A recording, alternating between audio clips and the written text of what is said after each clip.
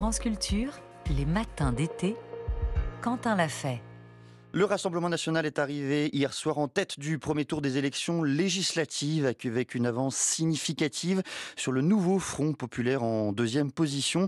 Ce matin, nous vous proposons de dresser un bilan de ces résultats. Quelle image de la France dresse-t-il?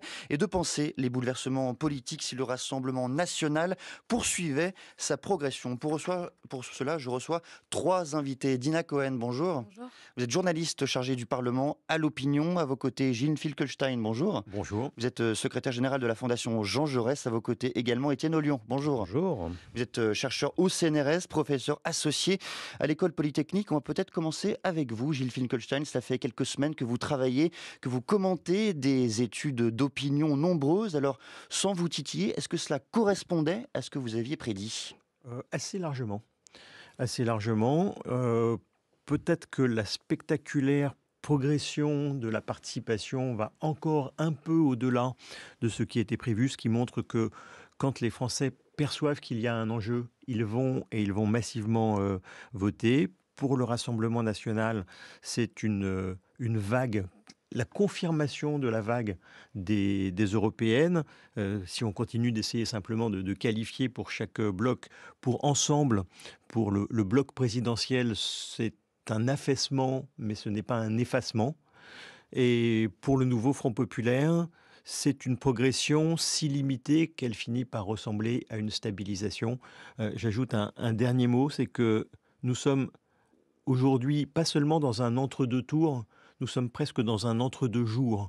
Parce que entre le vote d'hier et la configuration définitive des seconds tours de demain, eh bien, nous sommes dans un moment qui est important pour essayer de comprendre ce qui va se passer dans dimanche prochain. Ce que vous laissez entendre aussi entre deux jours, c'est qu'il est bien trop court ce laps de temps entre ces deux élections pour faire campagne correctement.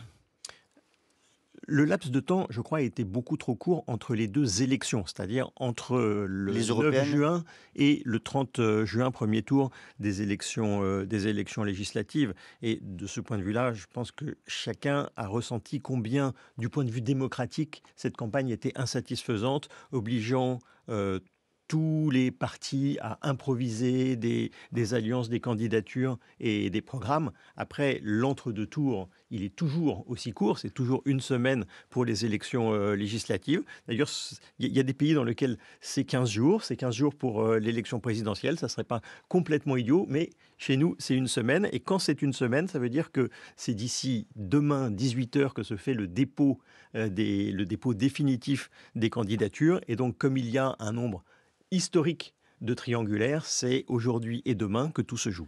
Alors, analysons les résultats bloc par bloc et commençons sans doute par le Rassemblement national avec vous, Dina Cohen, le Rassemblement national qui a obtenu, allié à Eric Ciotti, 33,1% des voix.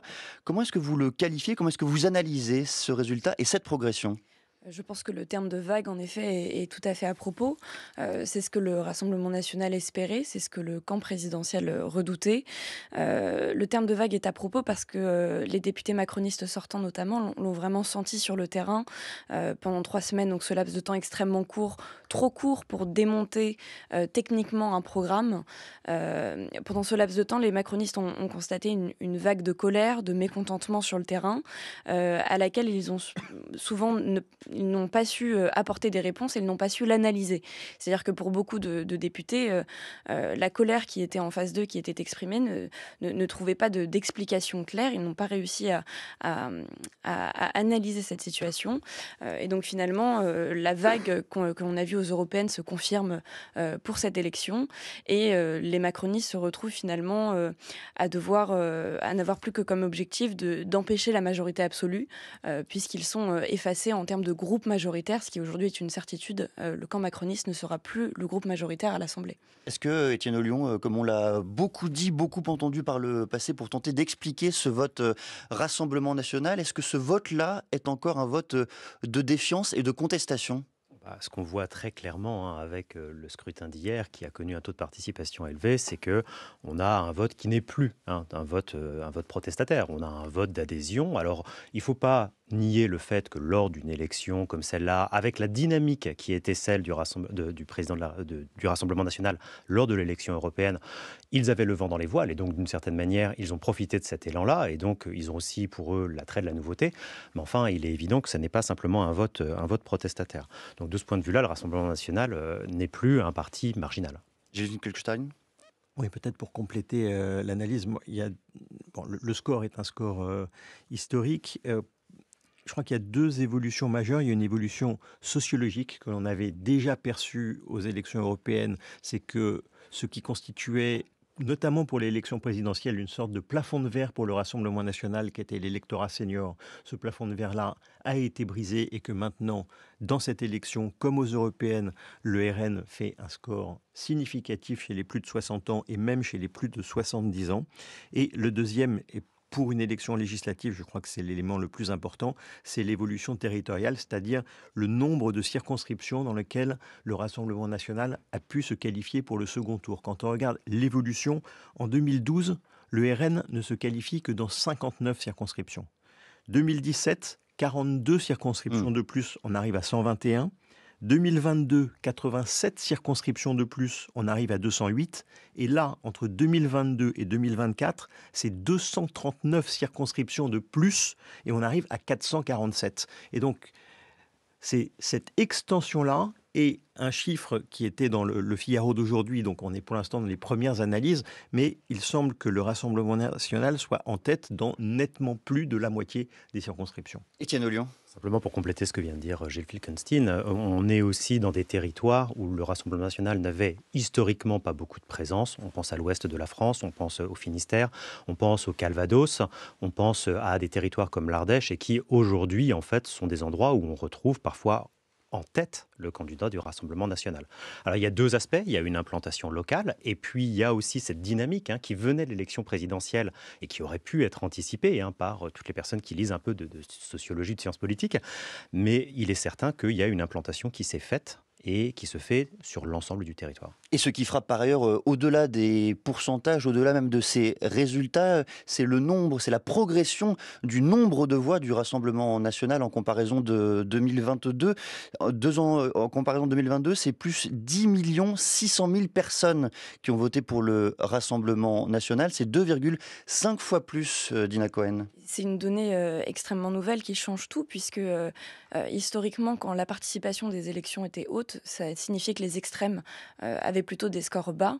Et là, on constate le phénomène inverse, c'est-à-dire que la participation a battu un record pour ces élections législatives par rapport à ces 30 dernières années.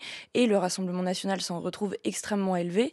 Et je rejoins ce que disait mon collègue, à savoir que c'est véritablement un vote d'adhésion qui suscite un espoir, puisque les gens ont voulu le Rassemblement national, ils se sont déplacés en masse pour placer le Rassemblement national en tête, ce qui est une donnée extrêmement nouvelle. Gilles Kulkstein, sur le lien justement entre participation et adhésion, vote pour le Rassemblement national. Je crois que ce que vient de dire Dina est juste. On pouvait s'interroger sur ce que seraient les effets de l'augmentation de la participation. On voit qu'en réalité, ça a relativement peu changé le rapport de force. En revanche, je trouve ce score éclaire un point qui est un point très important. Dans chaque élection, la question centrale est de savoir quel est l'enjeu de l'élection. Vous vous souvenez que quand Emmanuel Macron a prononcé la dissolution de l'Assemblée nationale, il avait dit l'enjeu de cette élection, c'est la clarification. Et la clarification, ça voulait dire que à la différence de ce qui s'était passé en 2022, il fallait qu'il y ait une cohérence entre la majorité présidentielle et la majorité parlementaire. On voit que cette clarification-là n'aura pas lieu. Marine Le Pen, une semaine après, dans le Figaro, dit l'enjeu de cette élection, c'est d'éviter qu'il y ait une majorité absolue pour le nouveau Front populaire. On voit que là aussi, cette perspective-là, dont on pouvait craindre ou qu'on pouvait espérer, mais que cette perspective-là est terminée, en fait, il n'y a plus à ce stade qu'un enjeu, et de ce point de vue-là, il y a une clarification. Le seul enjeu de ce second tour est de savoir si le Rassemblement national aura ou non une majorité absolue. Étienne Ollian, vous avez beaucoup travaillé sur la politique comme profession, c'est-à-dire sur la politique comme une somme au fond de compétences attribuées aux individus. Est-ce que l'on sait aujourd'hui aujourd'hui si ces députés potentiellement qui pourraient entrer à l'Assemblée nationale, ces députés Rassemblement national, sont compétents. On parle beaucoup de la compétence de Jordan Bardella, des personnes qui pourraient prendre des postes ministériels. Que sait-on au fond de la compétence des potentiels députés ou en tout cas candidats RN? Il y a la compétence d'abord à l'Assemblée nationale, avant de se poser la question du gouvernement qui viendra juste après quand même. À l'Assemblée nationale, le Rassemblement national avait déjà 88 parlementaires et derrière eux, une série d'assistants parlementaires qui est la voie un peu royale pour se professionnaliser dans la politique française.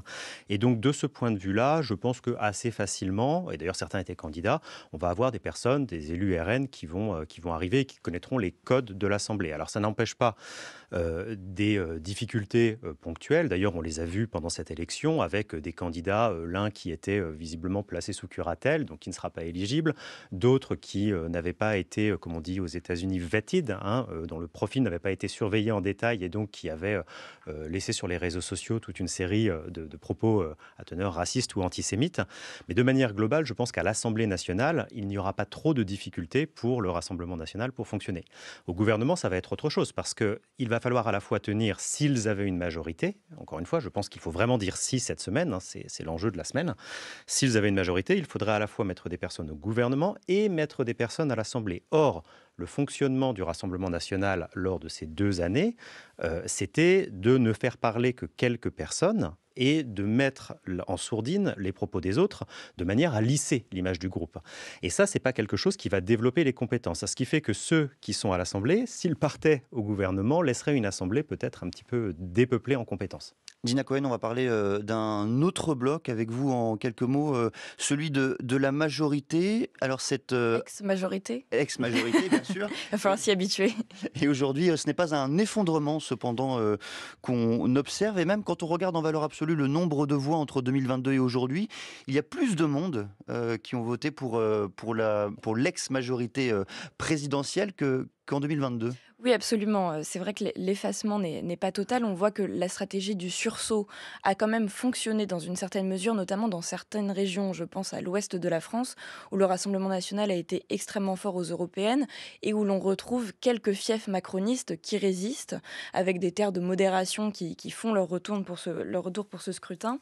En revanche, c'est vrai qu'il y a un peu une victoire en trompe-l'œil, puisque je voyais que le camp Ensemble, le camp présidentiel, est qualifié dans 319 circonscriptions contre 417 en 2022. Seulement, il se trouve en 3e position dans 96 de ces circonscriptions.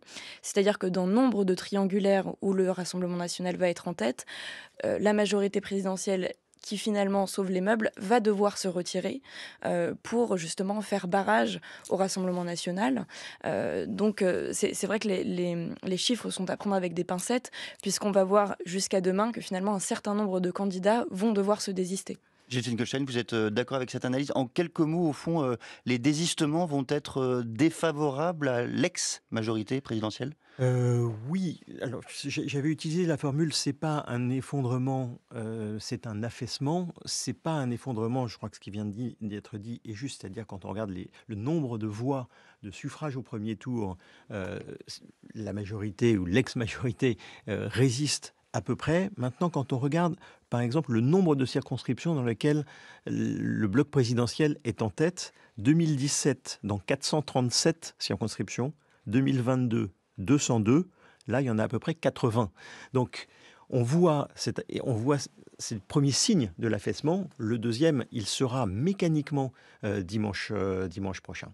On va poursuivre cette discussion tous les trois à partir de 8h20. Dina Cohen, Gilles Finkelstein, Étienne Ollion. On continuera d'analyser, on parlera évidemment du front de gauche et puis bien sûr de l'avenir. 7h, 9h, les matins d'été.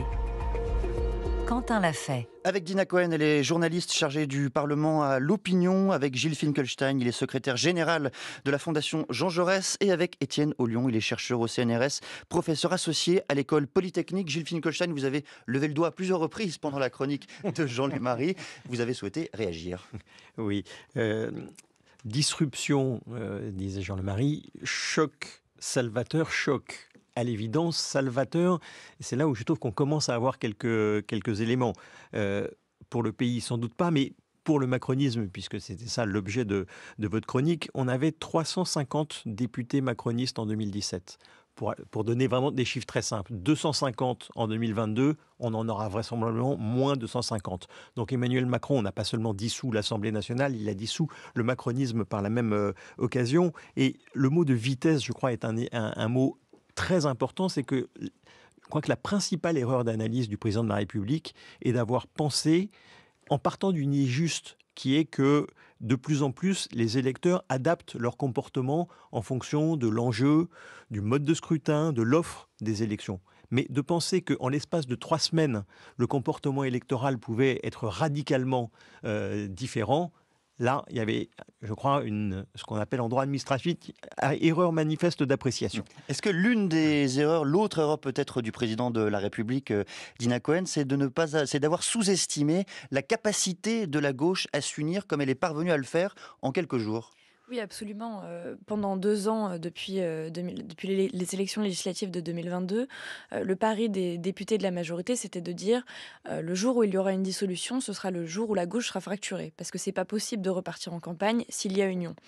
Or, Emmanuel Macron a fait le pari qu'elle allait être fracturée parce que c'est vrai que pendant la campagne des européennes, la gauche ne s'est rarement autant tapée dessus, notamment avec la question d'Israël et de la qualification des attentats et du Hamas d'organisation terroriste.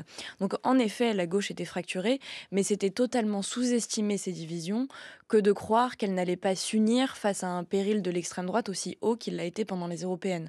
Donc, il y a eu cette première erreur d'analyse qui s'est vérifiée en 24 heures, puisque une fois la gauche unie, les macronistes ont tout de suite compris que dans un très grand nombre de circonscriptions, leur seule chance, ne serait-ce que d'accéder au second tour, était d'avoir une gauche divisée. Or, avec des candidats uniques, le scénario a très très vite été lu par les candidats sortants. Étienne Ollion, est-ce que les résultats d'hier ne montrent pas par ailleurs la force de LFI dans cette union de la gauche ?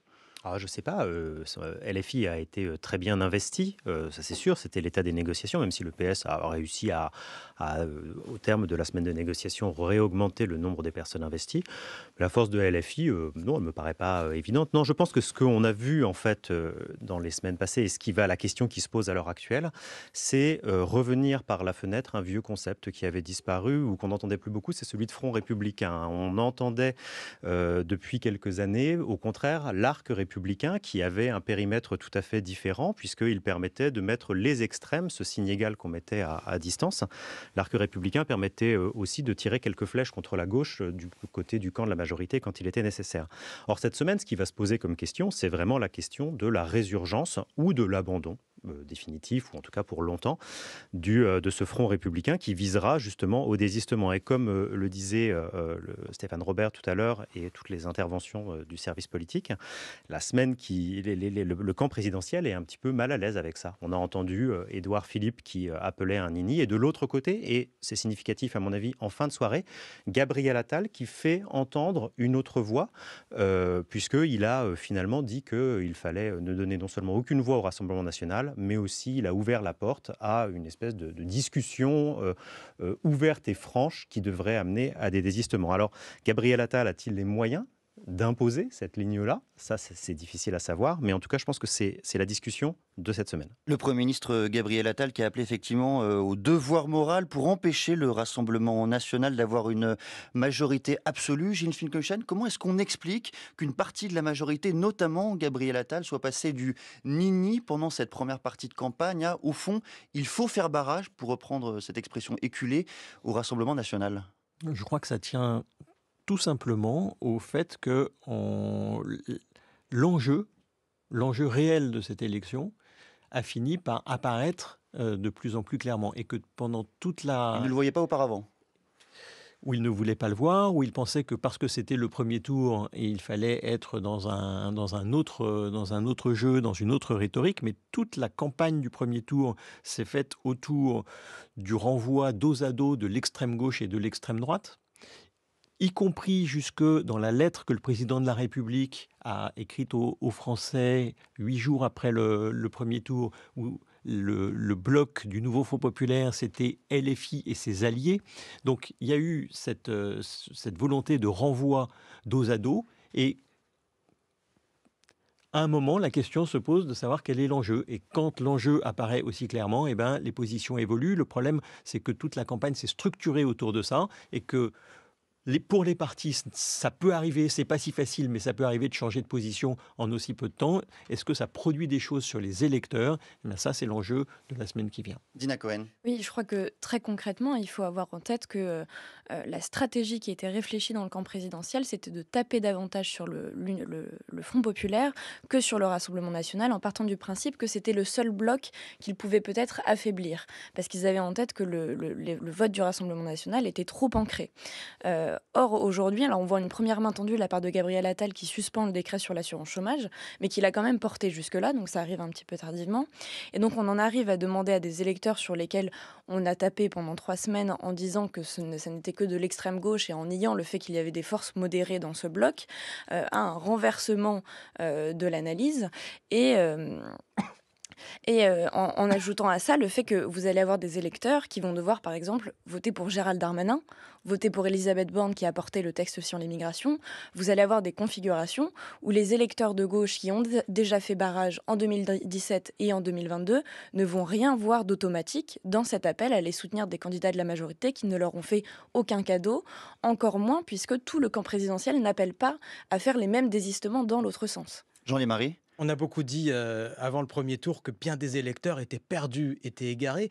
Comment ne le serait-il pas ? Effectivement, ils ont entendu le camp présidentiel renvoyer dos à dos pendant des jours et des jours, parfois la gauche dans son ensemble et le Rassemblement national, ou en tout cas la France insoumise et le Rassemblement national. Les lignes bougent, au pluriel, parce qu'effectivement, ce n'est pas les mêmes d'un responsable à l'autre. Et je rejoins ce que disait Gilles Finkelstein, que je disais aussi tout à l'heure, la question de la vitesse, mais aussi de la force d'inertie au sein de l'opinion. Est-ce que des électeurs, des électrices, quasiment du jour au lendemain, peuvent changer de position quand on leur a expliqué une chose et qu'on leur en demande une autre ? Étienne Ollion, à votre tour, une réaction ? Les électeurs ne peuvent probablement pas changer parce qu'un autre déplacement qui a eu lieu, et je fais ici suite à ce qui a été dit par mes camarades de plateau, c'est qu'on a vu pendant cette campagne la fin de la diabolisation du Rassemblement national. Ça fait très longtemps que c'était en cours de route et que ça s'installait. Mais on a vu dans le même temps la rediabolisation d'une partie de la gauche, de LFI. C'est ce que décrivait Dina Cohen. C'est la logique du signe égal entre les extrêmes, mais c'est le fait de taper sur ça. Or, une fois qu'on a dédiabolisé quelqu'un, mais qu'on a créé un autre diable, en la personne cette fois-ci de Jean-Luc Mélenchon, on favorise en fait l'installation du débat dans d'autres coordonnées politiques. Et comme il ne peut y avoir qu'un seul diable en politique, évidemment, on a modifié l'espace du débat. Gilles Finkelstein, est-ce qu'on peut aujourd'hui projeter les résultats du second tour de ces élections législatives, ou est-ce que ces 300 triangulaires nous projettent dans le brouillard le plus complet ? D'abord, il y a 300... En fait, je crois qu'il y a deux... On ne peut pas. Voilà, déjà pour commencer par répondre à la question. Répondez d'abord à ma question. On ne peut pas. On ne peut pas, mais alors pourquoi ? Je crois qu'il y a deux inconnues. La première, c'est celle de l'offre électorale. Vous dites 300 triangulaires. 300 triangulaires, c'est le nombre de triangulaires issus du scrutin d'hier. La question, c'est combien de triangulaires vont être proposés aux électeurs dimanche prochain. Et donc, qui va se désister ? Quelles vont être les consignes des partis ? Et pour l'instant, le moins que l'on puisse dire est qu'il y a du flou, notamment, principalement dans le bloc présidentiel, puisque selon les partis, la position n'est pas la même, mais à l'intérieur même de Renaissance, on voit qu'il y a une ligne de clivage. Donc, quelle va être la consigne des partis ? Quelle va être l'application sur le terrain ? Quel va être le comportement des électeurs ? C'est la deuxième inconnue, c'est ce que disait Étienne à l'instant.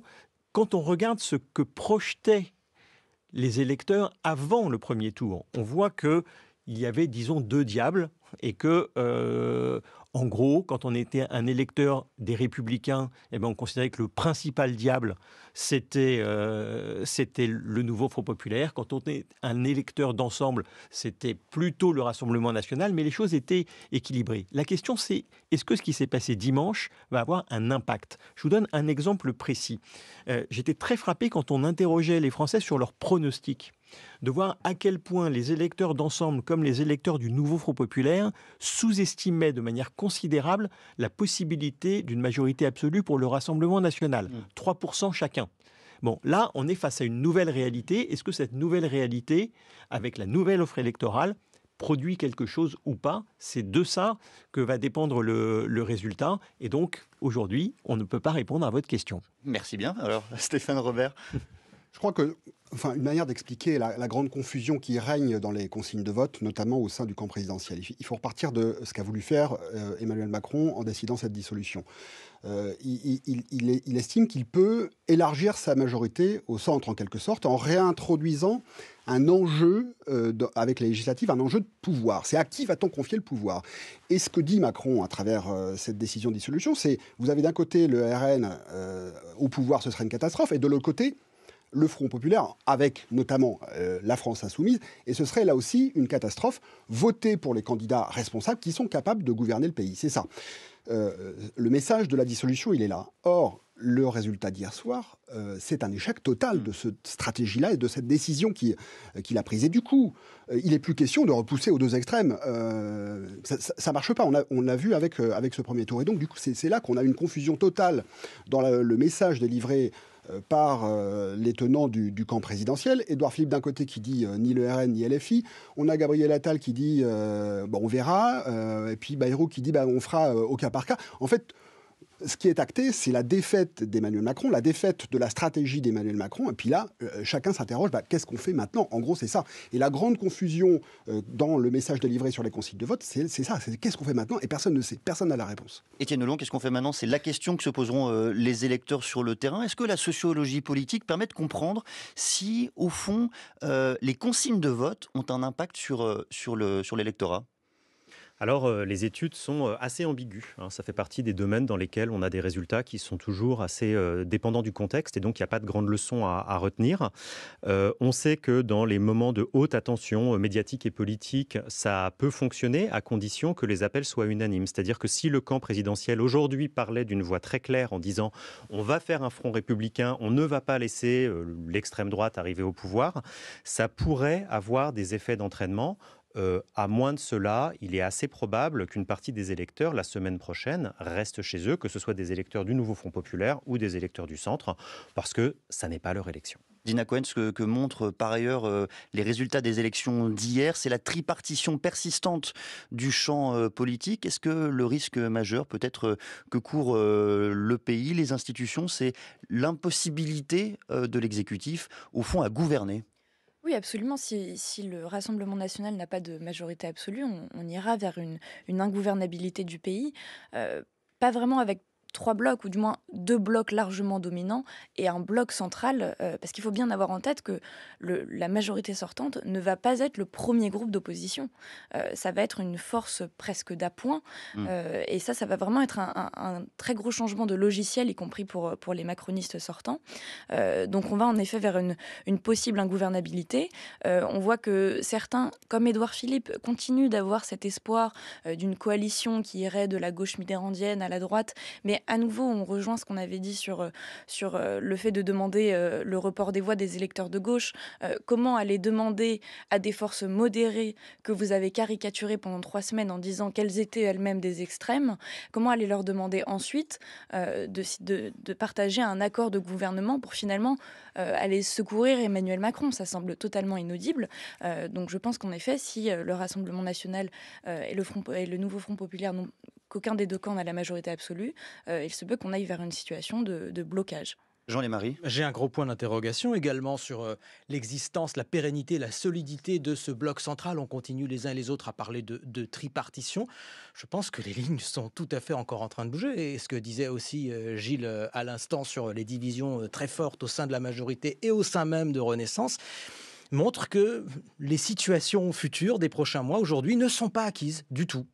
Gilles Finkelstein, sur ce sujet, vous qui êtes l'un des grands promoteurs, j'allais dire, du clivage gauche-droite que les élections européennes pouvaient laisser réapparaître au moins en partie, est-ce que là on a affaire à une persistance de cette tripartition du champ du spectre politique ? Je défendais et je défends encore le clivage gauche-droite comme un bon clivage pour structurer le débat politique, et je constate la tripartition, et je constate une tripartition qui évolue dans ses rapports de force, mais qui n'est pas fondamentalement remise en cause. Après, je crois qu'il faut quand même hiérarchiser les risques pour le second tour. On est aujourd'hui face à une alternative. Le premier risque, c'est le premier risque pour moi, c'est une majorité absolue pour le Rassemblement national. Le deuxième risque, c'est une réalité, c'est d'avoir une majorité introuvable. Et de ce point de vue-là, la majorité qu'essaye de dessiner Édouard Philippe, allez, on va dire une majorité qui va du Parti communiste aux Républicains, en disant le gaullisme de l'après-guerre. On voit qu'elle est politiquement difficile, mais elle va surtout, vraisemblablement, être arithmétiquement impossible.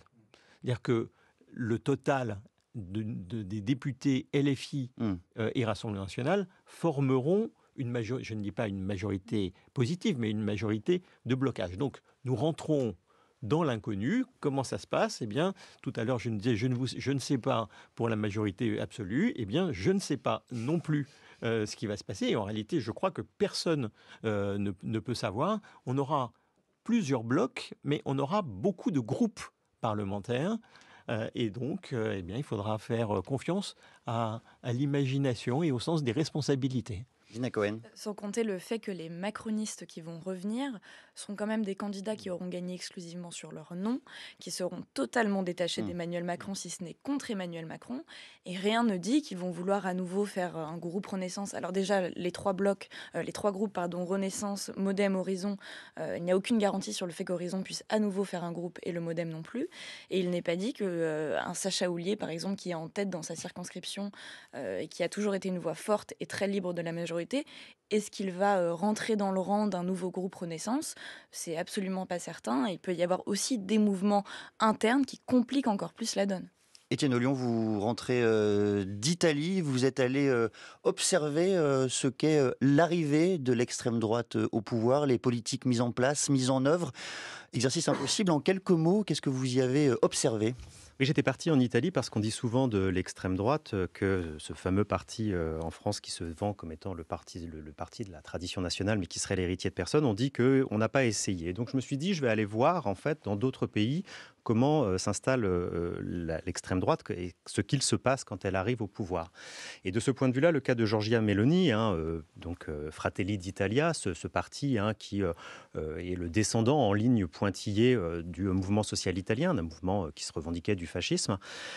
Giorgia Meloni gouverne l'Italie depuis octobre 2022 et elle est assez intéressante parce que si on la regarde d'un peu loin, on pourrait avoir l'impression que ça n'est pas très grave finalement quand l'extrême droite arrive au pouvoir, qu'elle a été obligée de mettre beaucoup d'eau dans son vin, qu'elle a finalement mis elle a été obligée de donner des visas pour les migrants en centaines de milliers. Bon, de facto, ça n'est pas ça. De facto, on a vu dès les premiers jours une répression des mouvements sociaux, on a vu des attaques sur la liberté de la presse, on a vu des contraintes de plus en plus fortes et des procès sur les opposants politiques.